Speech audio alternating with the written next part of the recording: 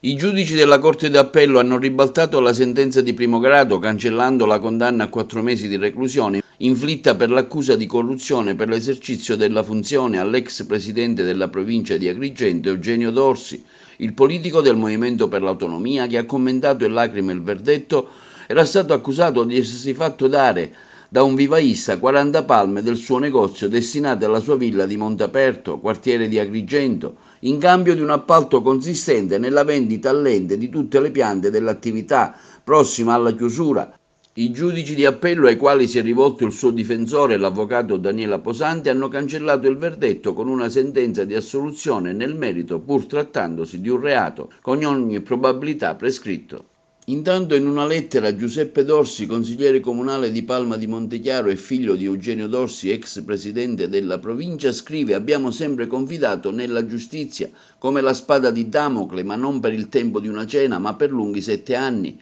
Abbiamo sempre confidato nella giustizia, intendendo per essa non solo l'organismo giudicante e il suo organigramma, ma l'essenza di essa incarnata da quella che iconografia più classica è una bilancia con due piatti. E se da un lato hanno pesato l'onda dell'accusa, il dolore dell'umiliazione, di ciò che abbiamo sempre ritenuto uno schiaffo all'onestà del sacrificio per la propria terra e per i propri ideali, dall'altro a fare da contrappeso per restituirci la dignità del vivere, hanno contribuito l'affetto dei familiari e degli amici e la certezza inscalfibile di mio padre nelle istituzioni. Così abbiamo affrontato anche la sofferenza dell'essere esposti a pubblico ludibrio da un certo tipo di giornalismo d'inchiesta che continuiamo ad apprezzare tuttora per le meritorie battaglie nei confronti della legalità, ma che ha la colpa di dover sparare nel mucchio talvolta per tenere alta l'audience, distruggendo chi abbia un ruolo politico, certe volte per un assunto a prioristicamente e eufisticamente ingeneroso. La lettera conclude dicendo: a lui oggi auguro di poter tornare con fierezza a dedicarsi alla sua terra e ai suoi concittadini. Un semplice messaggio di scuse